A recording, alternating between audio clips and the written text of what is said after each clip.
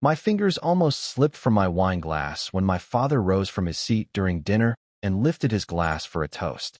More than 20 family members filled the long table, laughing and talking, completely unaware that the next few moments would remind me exactly where I ranked in this family. Tonight, he declared proudly, we honor the daughter who truly made us proud. Applause broke out across the room as every head turned toward my younger sister, Brooke. She lowered her gaze and smiled as though the attention embarrassed her. Music, but I knew the truth. She enjoyed every second of it. I remained silent at the far end of the table, feeling everyone carefully avoid looking in my direction. My name is Claire. I was 32 years old, married, and running a thriving business. Yet to my family, I was still the daughter who had failed. 3 years earlier, my design company had fallen apart. Practically overnight, I lost clients, music, money, and confidence. While I worked relentlessly to rebuild everything, my father never missed an opportunity to remind people of my mistake.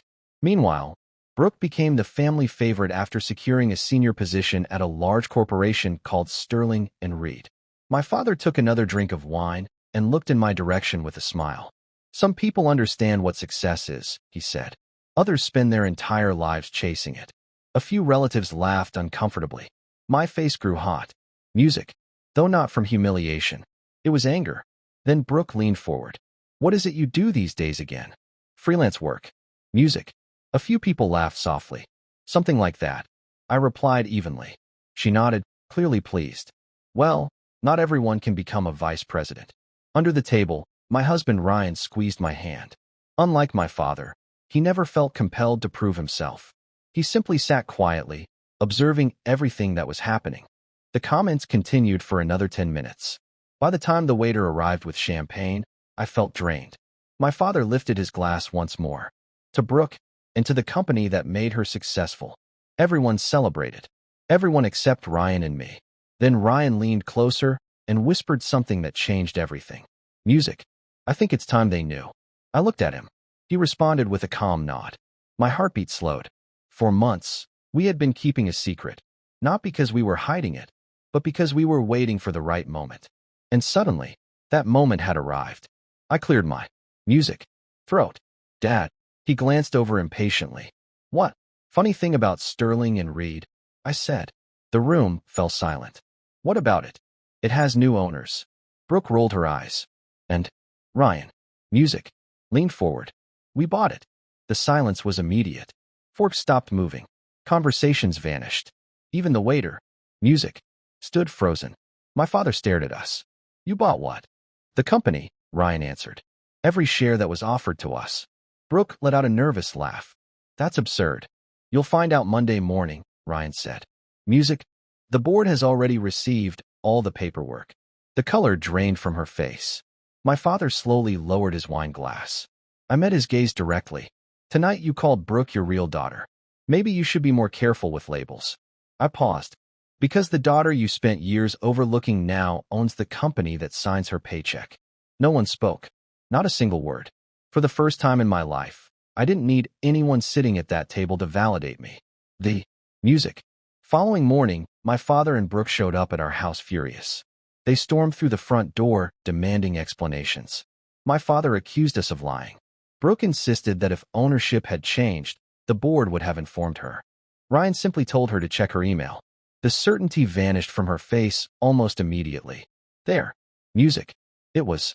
Official ownership paperwork. Board notifications. Everything. This can't be happening, she whispered. I crossed my arms. Why not? My father glared at me. You planned this. No, I answered calmly. I rebuilt my life while you were busy laughing at me. For years. Music. Every failure I experienced became entertainment for the family. Every achievement was ignored. Eventually, I stopped trying to win your approval and started creating something for myself. Brooke pointed. Music. At me. You're doing this because you're jealous. I nearly laughed. Jealous? You spent years treating me like a joke. The difference now is that nobody's laughing anymore. Ryan stepped. Music. Forward. We didn't buy the company to ruin it. We bought it because poor leadership was already accomplishing that. Neither of them had an answer. 2 days later, we entered our first board meeting as the new owners. The atmosphere was tense. Executives sat along both sides of the conference table while my father and Brooke sat opposite us. Neither looked pleased. Ryan formally announced the ownership transition, and almost immediately several executives seemed relieved. Then the financial reports were presented. Declining profits, excessive spending, unhappy employees, poor management choices. The numbers spoke louder than any argument ever could. Brooke attempted to defend herself, but the evidence was impossible to ignore. Finally, my father stood. "So what happens now?" he asked. "You fire us?" The room went silent. Truthfully, part of me wanted to. I remembered every insult, every comparison, every moment they made me feel insignificant. But then I realized something. If I humiliated them, I would become exactly what they had been. So I shook my head. "No." Everyone looked surprised. "You'll remain as consultants during the transition period." Brooke stared at me. "Why?" "Because I'm not you." The silence that followed carried more weight than any victory speech ever could. For years, I had imagined proving them wrong.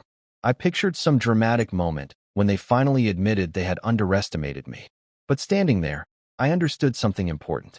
Their approval no longer mattered. The board applauded as Ryan unveiled new plans for the company. Better leadership, better treatment of employees, a stronger future. When the meeting ended, I headed toward the door. My father sat quietly in his chair. Brooke stared down at the table. Neither had anything left to say. Outside, sunlight spilled across the city streets. Ryan smiled at me. "How do you feel?" I looked back at the building one last time. Strangely peaceful. For most of my life, I thought success meant proving other people wrong. But real success is something different. It's building a life so strong that the opinions of those who doubted you no longer have power over your happiness. And on that day, I finally understood the difference.